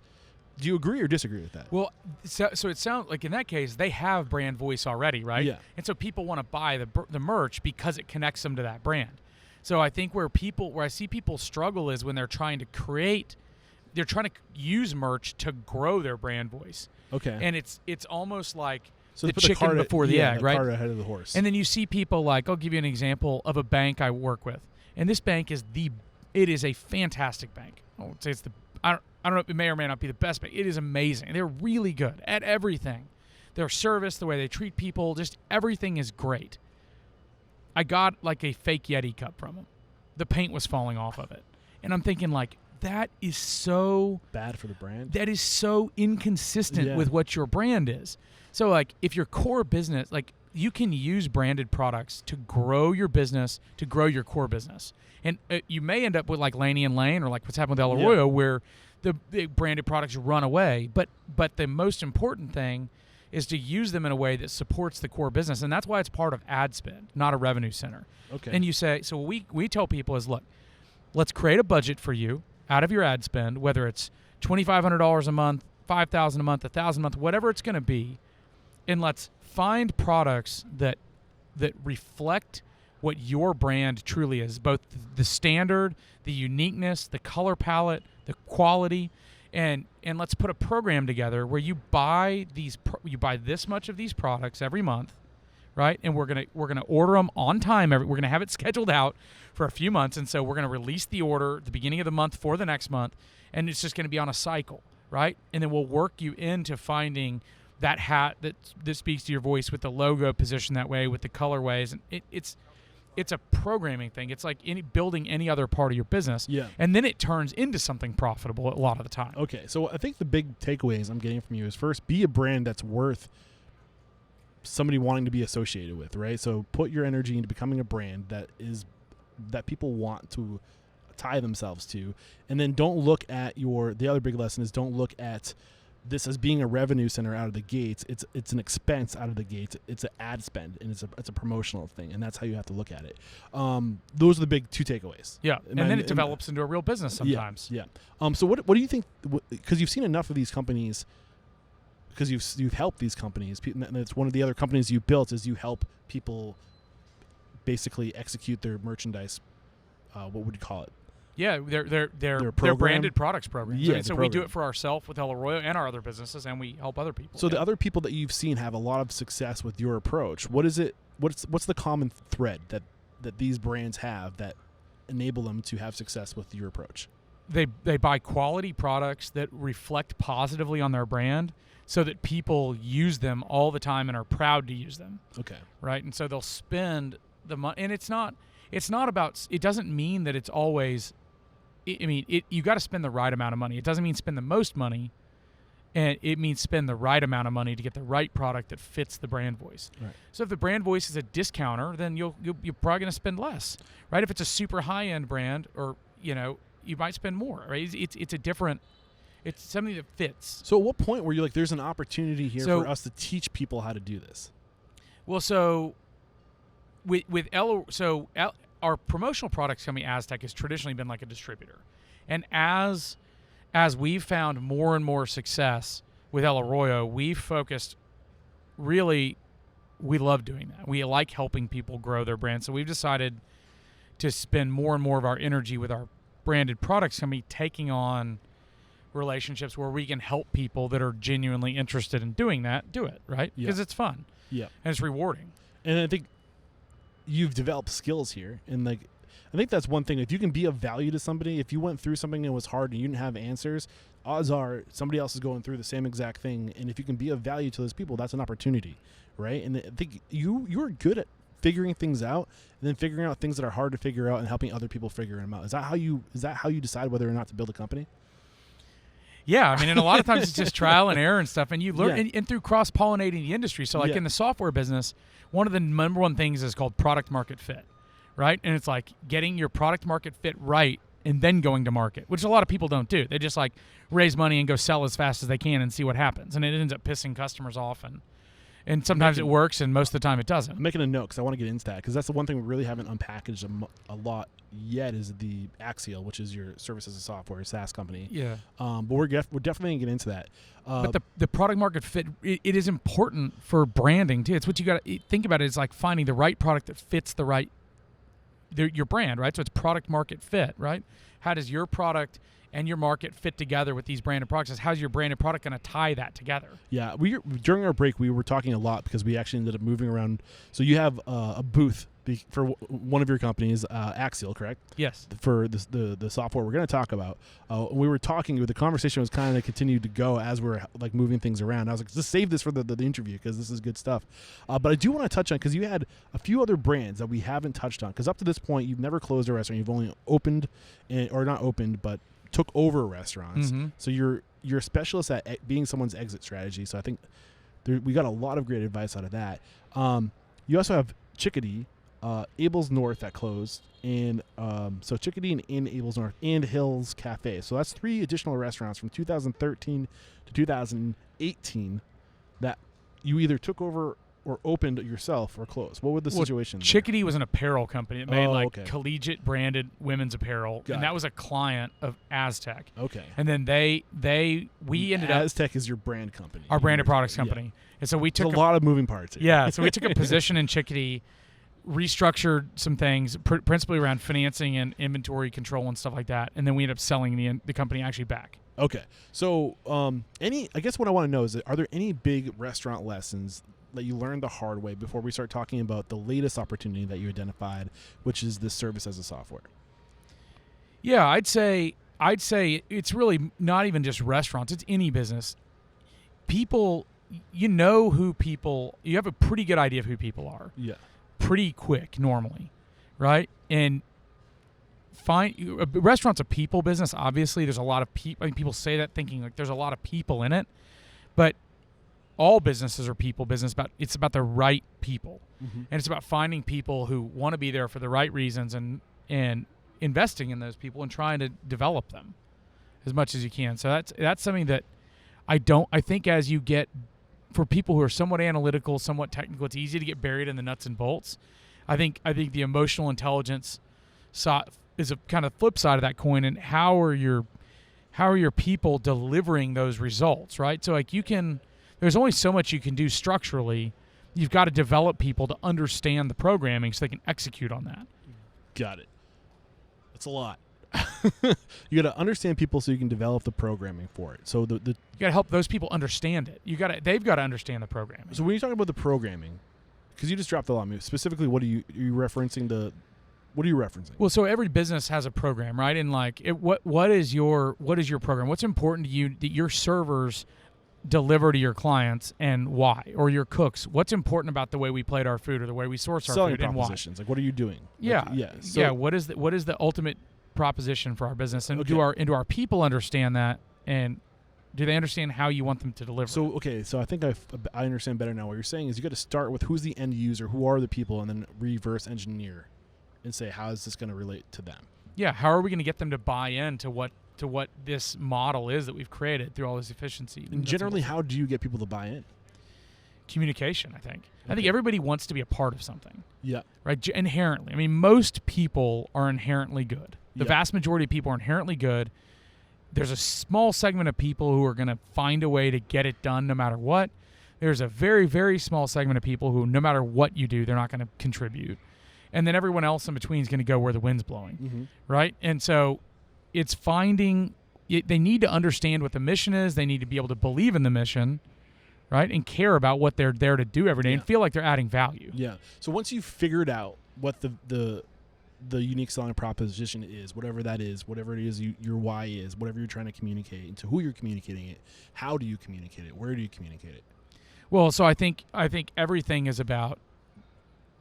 I think there's different learning models for one, and I think there's different frequency, right? So it's like advertising. I mean, you're trying to get, essentially it's communication. You're sending a message, and you're trying to get that message delivered and understood. So the message has to be clear and has to be delivered consistently and at high frequency. Okay. And just through traditional channels of communication, I'm assuming email, social media, and it's just a matter of repeated communication, the right communication in the right place. Yeah, and I think it's even through, like, I mean, you see a lot of really strong cultures doing it where they're doing it with like these like micro team meetings. They're doing it with chants. They got it posted all over their wall. Yeah. You know, it's whatever the mechanism, the delivery mechanism is. I mean, it can vary by business based on who the audience and that working that business is. But it's about making sure that there's a clear message delivered about what the expectations are. RU816 talks about this a lot in his book, Lapsed Anarchist's Approach of Building a Great Business, when he talks about vision.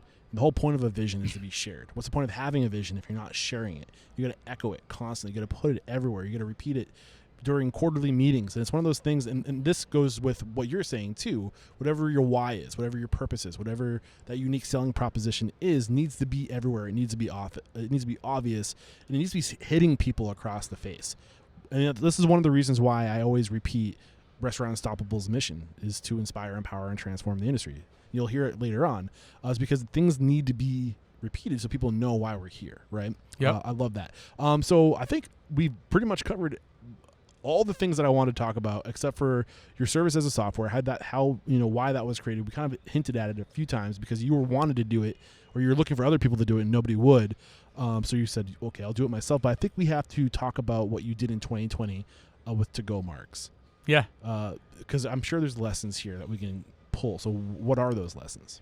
Yeah. So El Arroyo was the first one in Texas, as far as I know, doing margarita delivery.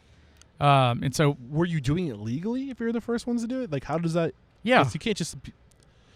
I mean. Yes. Okay. Yeah. We were. We found a way to do it very quickly and legally, and it was. We were delivering it across the street. Okay. And so, there was a law that was passed, and that was like passed. It really wasn't necessarily targeting restaurants, but we could squeeze into it. We had already designed packaging for our to-go food. For packaged foods business. My wife had Paige, so Paige develops the products, and she's kind of the brand. It's kind of the product development person, a leader. So she had the margarita packaging together for the most part, and we put a sign on the El Arroyo sign that said now would be a good time to legalize margarita delivery. So on our first day after restaurants got shut down in Austin, we did $186 in sales. And so we fortunately kind of saw it coming. So on Saturday night, I was kind of looking around at the world, and I was like, man, like I don't remember, it was like Thailand or Taiwan or somewhere had shut down. And I was like, they're going to do the same thing here. And so I called the managers and I said, cancel the orders for tomorrow. buy exactly what you have to buy to get through Monday, I bet you they're going to shut us down. Yeah. And so they did that. We did get shut down, and so we had at least a couple days. Just whatever article I read made me think that, and I was lucky to see it. So you didn't waste a bunch of product. You didn't have money sitting on shelves that you couldn't turn. You got rid of it and you emptied out your stock. Yeah, basically we got low on it, and we started to do. So we started on the margarita. If there's ever a pending pandemic coming, this is the advice. Right Look here. at Taiwan. Yeah. Those guys are ahead of us. Yeah. And so we got this margarita packaging together. We put up a sign that said we did $186 the first day in to-go food, and it was like, this is going to be brutal. This whole industry is toast. Yeah. And so, or at least that's possible, right? And so we put up a sign that said, now would be a good time to legalize margarita delivery. Of course, everybody went nuts on social. I was trolling through the feed, and somebody had put, well, it's legal. And I was like, what? So we kind of started looking around. We figured out that we could actually deliver it, but we had to deliver it across the street. Okay. And then so the first day I got this phone call. Wait, so that's the law that because correct me if I'm wrong, but I thought wasn't there a huge to-do to make delivery of alcohol legal in the state of Texas, and you guys won it. So at this point, from what I understand, it wasn't legal. However, if you're doing it this way that you did it, it was. And that in a very narrow case, it was legal. In that narrow case, was you had to deliver it across the street. We basically had to deliver it. It was a law intended for delivery companies, but it didn't specifically exclude restaurants. Okay, so we just saw the hole and we ran through it. So, and then we. Yeah. So you delivered it across. Was it the business across the street, or was it a company? We just told people to park across the street. We said we have to deliver it, and so you just can't be here. Okay. We're going to deliver it somewhere. You just can't be here. And so it's all making sense. We put up a sign the next day that said, "Holy shit! Not even kidding! Margarita delivery." You could put our phone number on it, and that was our first day to launch it. But if you did this 2 months earlier, it would have been a big issue. They probably would have cracked down. Probably somebody would have said. I think people are just like, "What are we going to do to these poor bastards? They're just trying to survive." It was survival mode. Yeah, totally. exactly. And so our phones just crashed immediately. And so our managers at our other stores were like, "We're going to give this a run at El Arroyo, see what happens. Go get an inventory at the other stores. If we're going to be doing $150 a day, we're probably going to lose all the product. Make sure you get an inventory. So if we need to report an insurance claim, we can." And I mean, I called the managers at the other stores, and I was like, "I need you over here right now." And they're like, "What? We're counting the inventory." I was like, "Forget the inventory." They're like, "Really?" I was like, "Listen, forget the inventory. Call everyone on your staff who wants to work and tell them to get over here. We're making margaritas." And so everybody rushes over from all the stores. We ended up leaving the others shut, reemployed all of our people there. And doing to-go margaritas. And the delivery. And so we got a phone call from thank you for correcting me. Emily, who runs the restaurant association, and I was cleaning out one of the liquor stores. I had my phone on a shoulder, and I was double fisting pints of tequila into my basket for these margarita kits. And essentially the restaurant association had, I mean, they were probably already thinking about it. We were doing it. Whatever happened, she was like, "We got to make this legal for the whole state." And so the governor's office, same attitude. Governor's office was like, we're gonna not only we're gonna make this, we're gonna make it a clear path to this being very obvious. Like the governor's gonna come out and issue a regulatory relief to make it legal for people to pick it up on the premises, and make it public that everybody knows they can do this to save restaurants. I love that. It was amazing. And so I'm curious because you said the first day that you did this, you said you made $146. Well, the first day we did to go only was $186. And then that day we put up, now would be a good time to legalize margarita delivery, and that's when we did. So the next day we launched, or maybe this day after that we launched the to go. Are you allowed to delivery. share how well did you do? I don't know. We went from $186 a day to $200,000 a week. It was all for margarita sales. Yeah, it was crazy. I love that. That's great. It was nuts. I mean, Again, we were the power of the sign, though, right? And I mean, we as a state almost drank all of the. So it had to be in pints or smaller, and there's not that many bottles of those. So people were the distillers were starting to bottle it as fast as they could. But we came within a 1 day window of drinking all of the pints of tequila in the whole state. And that's probably the thing as a Texas I'm most proud of.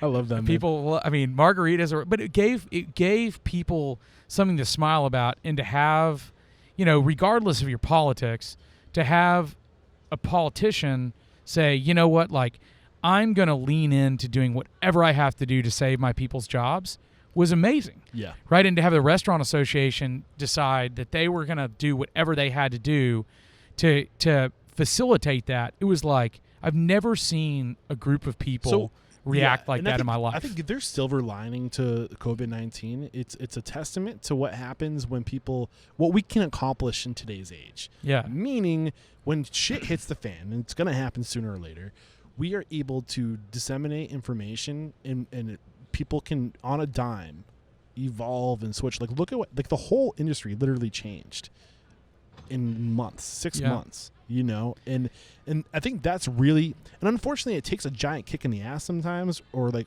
the threat of like complete annihilation to like get our asses in gear. But it shows that if we have the motive, we need to, and we have the information, the resources, we can come together, we can find solutions, and we can evolve, we can transform. Yeah, right. And totally. we're going to actually have, I believe we're going to get Emily on the show, and we're going to talk about how she banded together.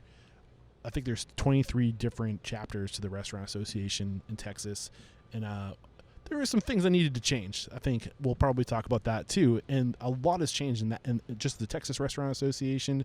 I think it brought people together, but it's also proof that things can change. Right? What are your thoughts on that?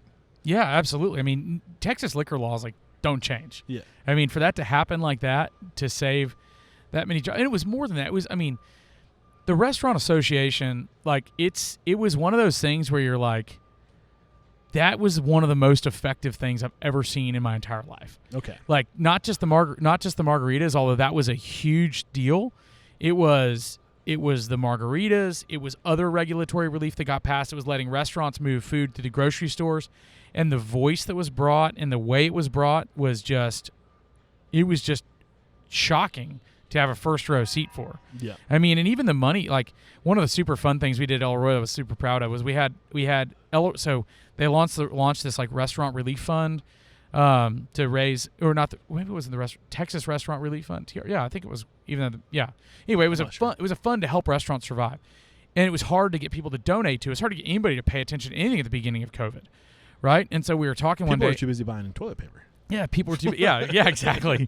Exactly. And so we decided to go to do. It was like, so I think El Arroyo might have done the first live stream concert as a fundraiser during COVID, and then all the big famous people started doing it. But we did from the El Arroyo sign. We got, so Robert Earl Keen is like a super famous Texas country music act. There's another guy named Shiny Ribs. Okay. And so one of the folks on our team is friends with the Keen family, and so Robert Earl was like, we're like, hey, listen, we need to help them get this fundraising started. So we're going to do a live stream fundraising concert from the El Arroyo sign to kick this thing off. And Robert Earl's like, yeah, I'll throw in on that. I'll do it. Nice. And Shiny Ribs was like, oh, hell yeah, I'm in. And I'm going to go get a bunch of other guys. So they went and rounded up like 12 famous country music artists. And we raised it was like 30 grand or something, 27 grand. It wasn't a lot of money, but it was from thousands of people. And then all these big companies were like, the Restaurant Association people were like, you need to throw in too. And they had raised like $3.5 million, and they had raised some before that, but we helped. It felt good to be able to contribute and participate in it. And it was just the way they leveraged us and other members to take the opportunities that were there to help the whole community was awesome. Yeah. It was awesome. And I'm looking forward to unpackaging more of how the TRA handled all of this, because they did a really knockout job. That's going to come out, but I'm looking at the time here. I'm losing track of time because I'm really enjoying our conversation. We do got to talk about Axial. So what was going on in your business where you needed a solution, and what was your solution, and like how did that become its own company? Yeah, so we had built our own little internal restaurant software just to take the fray off the edge a little bit on a couple things. What was the pain? What was going on? The edge off of what? Well, so we just wanted to consolidate information a little bit, but after a while, like you kind of look up and restaurant managers were using like 7 different pieces of software. Okay. Right? And so there's this gap between, like, coming up in restaurants, you had these restaurant managers that were super experienced, the GMs, and a lot of times you even had office staff in restaurants to support. And as margins got compressed and it became more and more competition, office staff went away, and you started to see younger and younger managers coming into the industry. And what these people desperately needed was people to invest in their knowledge on how to run a restaurant, how to run service, not how to make spreadsheets.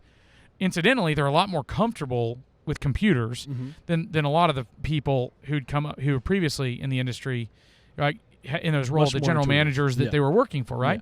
And so you see this gap where they're like the admin managers in the office all the time, and the general managers, just on the floor, and then they get pushed into general manager roles.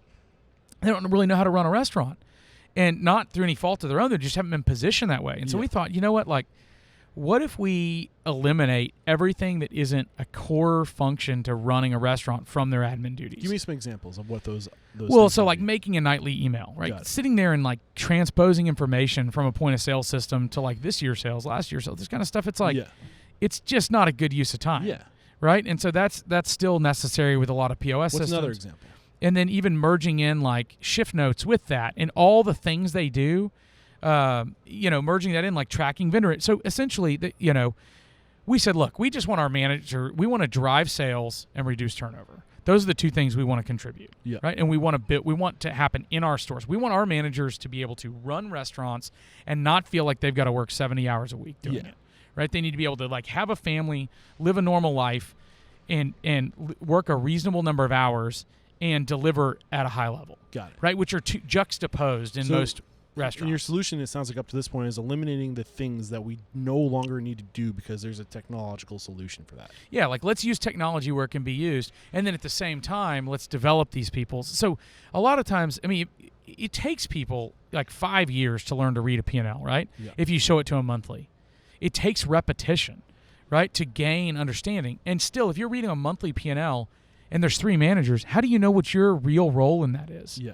Right? But there's the data generally available to run a nightly P&L on an automatic basis. Yeah. And so our idea was take this nightly email that they're building, eliminate it, but also eliminate them having to do it, but also expand it to essentially be a nightly P&L that gives them context. So what we've discovered is if you share information with people at high frequency and in context, and it's relevant to them, they're going to capture it. Yeah. Right? And they're going to grow really fast. So really what you're doing is trying to streamline the process of getting the information and communicating it in a way that isn't just a bunch of numbers, but there's context involved. Yeah, and then helping people put controls around. So we're trying to drive sales and reduce turnover by investing in the people. Okay. And so everybody at every level of a restaurant organization has the ability to contribute more if they're aware of what their contributions are, and you're helping them understand how they can improve. So that I think you just answered the question I had. And originally I was thinking to myself, it sounds like you're just streamlining a process and you're really saving money with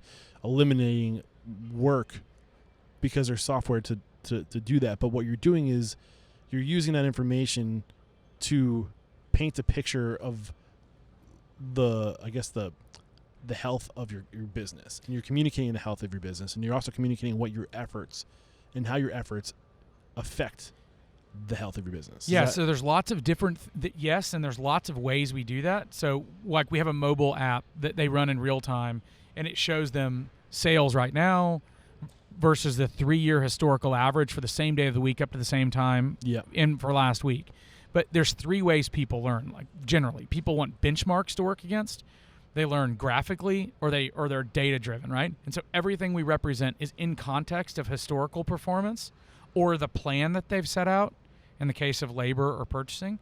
And we represent it with a benchmark. Here you're doing better than expectation by this much percentage, green arrows, red arrows down, green arrows up. You're doing better than expectation against the benchmarks. And graphically, here's how you perform against historical performance or your plan. And then here's the raw data, what that looks like. So you're gamifying. We're gamifying and we're capturing the different learning types and positioning it so people understand what their contributions are. And when people know what their contributions are, they can manage their performance and they can self-manage. And even when that's for the managers. For the employees, we show them their total sales, their sales per hour, their credit card tip percentage, their check average, key metrics, right? But then we show them where they rank relative to their peers over the last 2 weeks is their current rank. What about relative to themselves in the past? And we can chart them out relative to everyone else over the last 4 periods. Okay. So they can see how their performance is moving relative to average. Yeah. And then they can use that to grow. And our whole thing is like you never humiliate somebody. Yeah. You show so when they see where their rank is personally, but when they click into it, they can see everybody else, but only the people who are above average. Okay. So if there's 14 servers, you'll see the top 7 servers and their ranks and their data.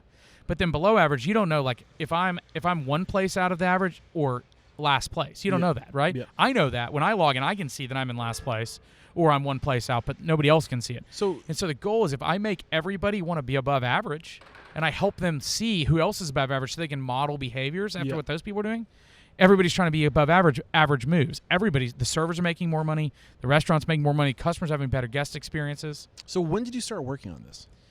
So I spent basically 2014 and 2015 trying to talk a couple other software companies into doing it. One of them was just like, look, we're just trying to get on the internet. And another one was like doing something else. The board didn't agree. Like, was this Swipely by any chance? No, I'm not gonna say who they are, but one of the founders wanted to do it, and then some of the board members were trying to. Everybody was going different directions. Because it sounds very like what you're describing sounds similar to what is now Upserve. Swipely was doing with just getting that data and using that performance. So I guess my question is how is what you're doing differently? Because with Swipely and Upserve, I think it was a whole suite of tools you needed that captured that data, but what were you using? I mean, I guess is it like what is what you're doing? How is that different from like I don't know if you're familiar with Upserve or Swipely. Sure, but yeah, is it similar to what that data they have and server performance and stuff? So everybody's got a lot of that data. Yeah, it's not the data, it's how you instigate action using the data. Okay. So what our platform is designed around, like our platform has behavior. been iterated and iterated and iterated. I mean, dozens or hundreds of times in some cases, some interfaces, to cause the people using it to take action that delivers a result, right? And that has exactly. It's a mix of psychology and analytics and education. Yeah. And then operation. So it's technically, I guess, an operating platform where we start with stripping the data from the POS and then feeding it back, and then we help people. Like, so when we go to benchmark our sales projections, we're looking at our historical averages and our last week and all that, and then it's very quick to estimate your numbers, and then you're looking at historical labor and everything else. It's very quick to estimate that. When you make your schedule, the platform has a scheduler in it, has the projections in it. Yeah. When you make your schedule, it tells you you're on budget this day, you're off budget this day, et cetera. And then when you publish your schedule, it goes out to everybody. It almost, I hate the word democratizes, because I think it's like one of those big words that people just kind of like throw into conversations to make it sound cool. But it takes the data, it allows the employees a level of control over their own life. Okay. Right? So they have all the shift swapping and stuff like that, but they can even look at their own punches. And if one of their punches isn't right, they can put in a request, and it'll push notify the manager, who can then update it, approve or deny it. So there's no more like 1 p.m. on a Saturday, you're in the middle of the brunch rush, and somebody scratches down on a piece of stained receipt paper, I got here at 11, and pushes it at you. Okay. And then shockingly, the manager forgets to update it, and then the paycheck comes out wrong, and then the employee thinks the manager doesn't care about him. Right. And that kind of stuff only gets to happen 1 or 2, 3 times before the employee's like, they don't care about me here, I'm out of here. Yeah. And that turnover creates a negative cultural, and so everything has an effect, right? Yeah. And so by creating a culture where the employees have good feedback all the time, and they have a consistent expectation that they have some level of influence over, reduces turnover. So we issued almost half the number of K1s in the first year we implemented it. Wow. Versus the previous year. So how many years have you been implementing it now? Well, so we started in 2016 on our own restaurants. Yeah. And then in 2017, I got introduced to a friend who was a real estate guy, who was like a main investor in a restaurant group, and the operator took off, and he ended up like, hey, I'm in the restaurant business now. And so I was like, we're not really ready, but you can be our beta customer and I'll help you. Yeah. And so I had a lot of late night phone conversations coaching him into turning into a restaurateur. And then we went in and we tested this platform, and it took us like, I mean, the first one we installed took us like 3 days to get it installed on a store. Now it's like less than an hour. That's awesome. But we took a few years to get to where the installations were so fast that they would be like we could essentially, people could register, put their name, email, install, and then when they installed, it automatically finds their files on their POS, and boom, it uploads it all. It sets your whole system up. And that was the experience we wanted, because we wanted to be able to we wanted our customers to be treated like we wanted to be treated as restaurateurs. So everything we do, even like the way we position our pricing, the way we sell, like even the way we do our trials, like we do a second. We have 2 levels of our platform. One just feeds people the data that's already there and helps influence behaviors. The second helps them put controls in place. The level 1 requires they do nothing. They just consume, right? Yep. The level 2 requires a little bit of action. So we even when people upgrade to level 2, we give them another trial window it's 30 days free to just get them implemented, because we don't like charging people before they're getting the benefit of it. So you're getting the data from level 1, which is spits out the information. Level 2, what exactly do you need to do? What is the action that the restaurateur needs to take? Well, that's where they onboard all their employees to Okay. use the app, and that's where they start setting up projections and schedules. And Profiles. Does every employee have like a profile, basically? and they can do employee docs and stuff, and they can onboard everybody through it. And they have their scheduling in there. It's where they do all their, like, they purchase tracking, so they can upload invoices. So we got to set their vendors up. It doesn't take very long. It takes like maybe an hour a store to get somebody set up. But we just like for them to have a period to adopt it and let it make them money, and then we charge them, because like that's the way we would want to be treated. So right? if we're interested in what you're sharing with us right now, like what things do we already need in place before we can invest in your asset?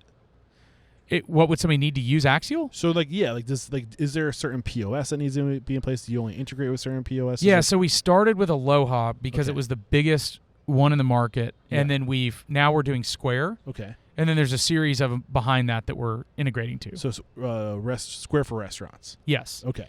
Not the smaller rendition of Square. Right, Square for restaurants, Got it. which we like, because we think there's a gap in the marketing between between in-store and e-commerce, and back to our branded products experience. We want to be able to tie those experiences together and use Axial to help with that. And can I make any introductions? It sounds like you know a lot of people, but I feel like I can maybe introduce you to a few more POS companies. I'm happy to do it. Sure. Yeah, happy to. Yeah. Is there anything we haven't touched on yet? Or, I mean, I think we should probably let people know, like, we are interested in this and we are using Square. How do we reach out? So our website's axialcommerce.com. It's AXIALCOMMERCE. I'm not cutting you short, am I? As far as things you wanted to unpackage with that, because I feel like there's so much more we could probably talk about. But I know I want to respect your time too. Yeah, no, you're not. No, you're not cutting me short. I mean, No. there's a ton there, and I love talking about it. Obviously, I get excited. Well, there's tons of passion, man, and it sounds really interesting. I love that you're leaning into. I think that's the future. Is to one of the biggest lessons I've learned is business is just about relationships. It's relationships with everybody you come in contact with. And software is all going to evolve just to kind of be an extension of who we are. That's the direction we're going. And it's the end, like we talked about. Like, you got to understand the end user, and then reverse engineer it. And we are the end users, like not just like how we identify, but how we function as human beings. We're learning more and more about human behavior every year. We're unpackaging more about us, and it's making us able to fine tune and tweak these technologies to serve us even better and better and better. And it's amazing where we're headed. And it seems like that, right? And you guys are taking, I don't want to say taking advantage, but leaning into it. Yeah, I mean, if there's anything the restaurant industry learned from COVID, it's that your people are everything. Yeah. And people, especially as you're coming back and people are having trouble getting staff, like it's like the Mr. Miyagi thing. Like, I don't remember exactly the quote, but essentially it was like, the easiest way to not get kicked in the face is not be standing there when the kick comes. And it's like the whole thing is like, people want to have a role. They want to be developed, and they want to feel like they're growing. Yeah. And that's our thing with Axial. It's like, if you can give them that, it will drive the sales and it will reduce the turnover. I love it. And it's not magic. It's just treating people the way people want to be treated. Yeah. And we are more flexible than ever before in order to evolve and use tools and technologies to do that. It's really cool stuff. I've loved this conversation. The last question I ask all my guests before we go to the speed round's fast, so don't worry. But the mission statement is to inspire, empower, and transform the industry. So how have you transformed personally? Who are you today versus the man you were when you got into this industry? Aside from being a teenager. Yeah. I mean, I've got a lot of gray now. Yeah. I, despite only being 40, got a lot of gray coming in. I don't know. I think the main thing is kind of really back to what we were just talking about. I've learned the importance of focusing on people and investing in people. And I think that's, I would like to say that I learn really fast. Sometimes I learn by doing things the hard way too many times. And I think it's really easy when you get in the weeds to discount, to just like try to get the mission executed and get super focused on just an intense execute. But really it's about the people, and it's about growing the people and growing the organization. And that's what an organization is. It's a group of contributors working together to common goal. I love the idea of your job as a restaurateur is to create opportunity for others, and that's what it's all about, right? Yeah. And that's what I'm hearing from you. Yeah. And that's 100% it. We're back, and the first question I have for you is, what is your it factor? A habit, a trait, a characteristic you believe most contributes to your success? I think you might have just said it before off air. Going in a lot of different directions. Yeah. I mean, going. I'd say intensity of interest. Yeah, and it's weird because sometimes I've learned that certain lessons, like somebody's advice to me would be like, do one thing really well, and like that's my advice. But other people would say like, just like be a student of everything. And I think it all depends on who you are and what you're trying to accomplish. And that's one of the things I get stressed. Yeah, because like you always hear these people saying, this is the way, this is the solution, this is how you do it. And it's all bullshit because there is no one way to do it. And it all friggin' depends. And like that's one of the other big lessons I've learned with this podcast. But I love that because it's kind of counterintuitive. Sure. But I also answered the question. Like most things are correct or counterintuitive. Yeah. Right. What is your biggest weakness? Biggest weakness is probably, overcommitting and helping people that maybe should be trying to help themselves. That's a good one. What is one question you ask or thing you look for when you're growing your team, when you're doing the interview? What are you looking for? Contributor. I look for somebody who's there to contribute. What is your biggest challenge today? I would say scaling team. It's just always finding the best people. And how are you overcoming it? I mean, it just takes time gradually. I mean, the bigger we get, the more interesting people show up in our life, right? Yeah. And so, yeah. Share one code of conduct or behavior you teach your team. This is a way to be, a way to act. I would say empathetic is like high emotional intelligence is probably the most important. Can you teach that? I think everybody. I mean, I don't think it's one of those things you have or don't have. I think everybody's got some element of every kind of intelligence. I think it's got to be developed. Mm-hmm. Yeah, and Daniel Goldman, the author of Emotional Intelligence, talks about this is absolutely something that you can train into people. Some people think you have it or you don't. Some people are more naturally inclined to it than others, but I agree with you that it can be taught. What is one book that's a must-read to make us a better person or restaurant owner? So I think one of the most important books for me early on was the E-Myth. That's going to be one of our books coming up in the book club. But why that book?